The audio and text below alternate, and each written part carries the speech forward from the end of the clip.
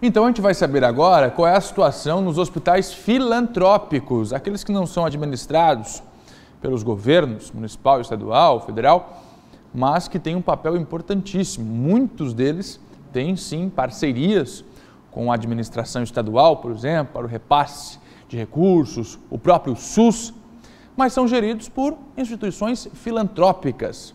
Especialmente no interior, esses hospitais são fundamentais. Nós vamos conversar agora com a irmã Neuza Luiz, ela é presidente da Federação dos Hospitais Filantrópicos aqui do nosso estado, para saber então destas instituições como está a situação com relação aos medicamentos, especialmente falando do kit intubação. Irmã Neuza, muito obrigado por nos atender. Neste momento, os filantrópicos estão também sofrendo com a falta de medicamentos, como a gente viu em algumas instituições públicas e particulares. Como é que está a situação dos filantrópicos aqui em Santa Catarina? Bom dia. Bom dia. A situação dos filantrópicos é a mesma, né? Essa gravidade, essa dificuldade no abastecimento e dos estoques, né? Podermos manter ou repor os estoques em nossas unidades de saúde, em nossos hospitais. Sabendo que os hospitais filantrópicos do estado de Santa Catarina representam hoje em torno de 70% de atendimentos a pacientes. Então, é um número elevado. A maioria dos hospitais, ou se não todos, né, começou aqui pelo grande oeste catarinense, esse colapso, e aí agora se espalhando em todo o estado. Então, havia uma programação dos hospitais para ter a medicação, né, por aquele número de pacientes que, de acordo com os leitos de UTI. Porém, a quantidade de pacientes que estão chegando nas nossas emergências em estado grave, muitos precisando já serem logo intubados, então isso é que tem até comprometido os estoques.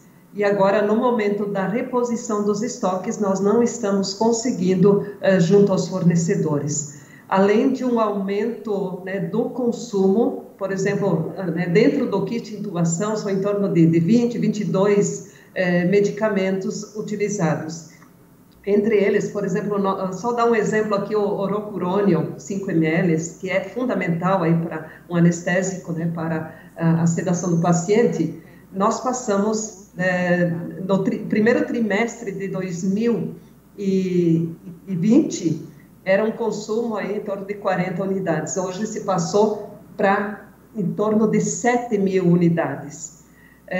Ou seja, é um aumento de mais de 50.000%, né, no consumo.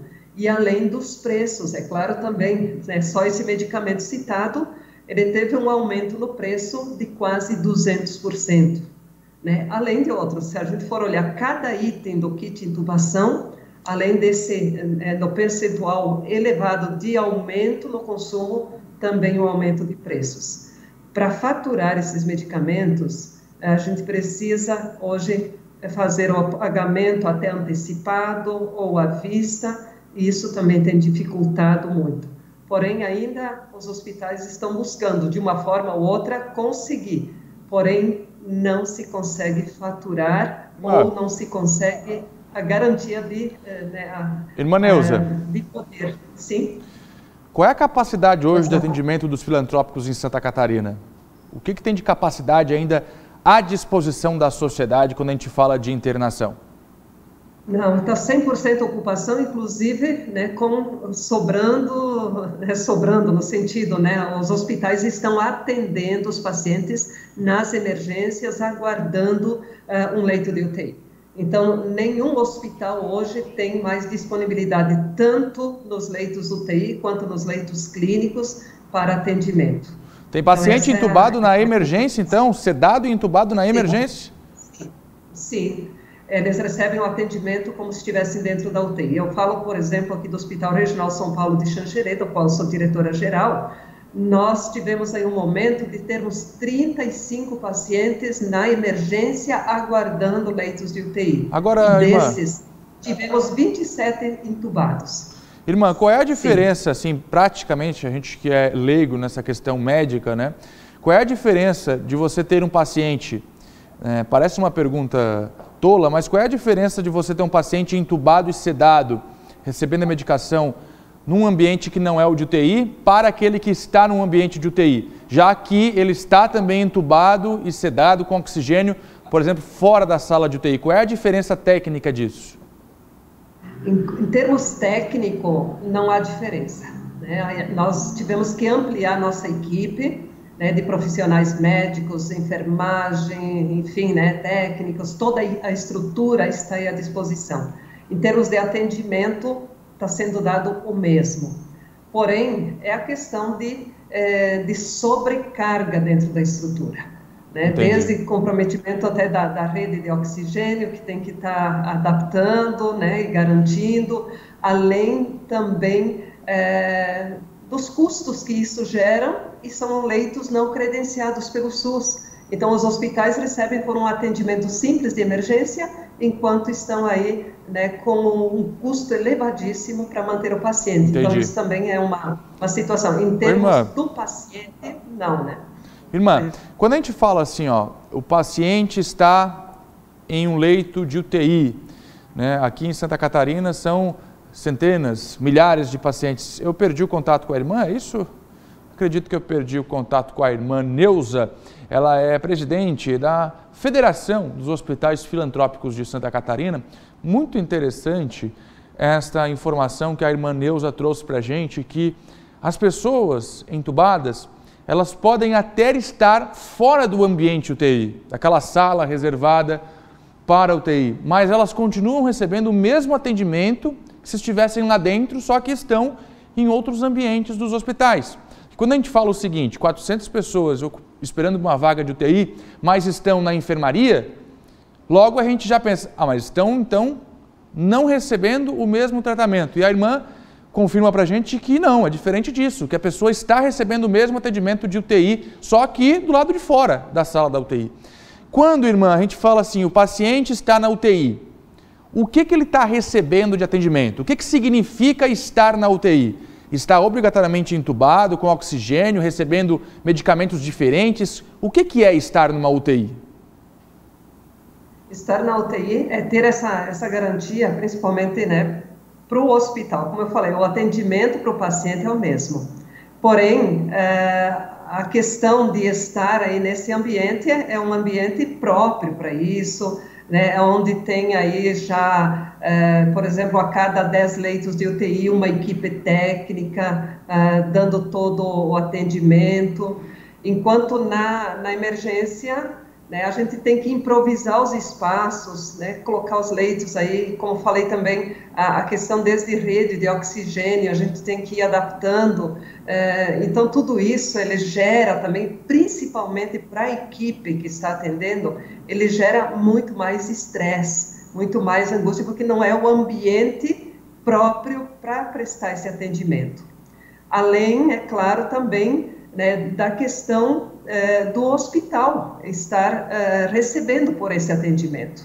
Né, um atendimento de emergência é um valor, por exemplo, se formos seguir pelo valor do SUS, é R$10, enquanto o custo de um leito de UTI, né, a gente recebe R$1.600, mas hoje, contabilizando, passa de R$2.000 o custo dia de um paciente de UTI Covid para os hospitais. Irmã, para fechar nossa conversa aqui, muito interessante, esclarecedora, inclusive, se o sujeito chega num hospital filantrópico desse, o Nossa Senhora da Conceição, lá de Uruçanga, com outra enfermidade, a senhora disse que o hospital está lotado. O que acontece? Qual a orientação aí nos filantrópicos? Vai para casa, procura outra unidade, como é que é? Não, geralmente é feito o atendimento, né? O setor de emergência, quando chega o paciente, é feito a triagem. E aí, dependendo da gravidade, tem o atendimento também para os pacientes, né, que chegam de urgência e emergência em nossas unidades. O que os hospitais geralmente têm feito é isolar uma área, uma parte da emergência para o atendimento COVID e outra parte para o atendimento geral. É claro que a gente, né, dentro da possibilidade, a gente está fazendo esse apelo também à população que busque as unidades hospitalares somente em casos de urgência e emergência. Nos casos mais simples, é importante que a população busque a unidade de saúde.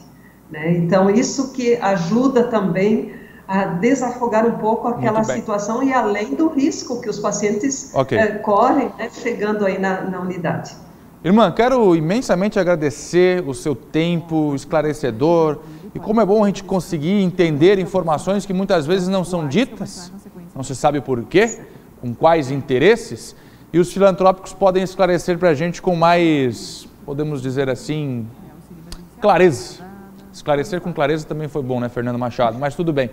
Obrigado, irmã. Bom trabalho para você, parabéns pelo trabalho. Obrigada. Cuide dos nossos doentes aí e conte sempre com o SCC.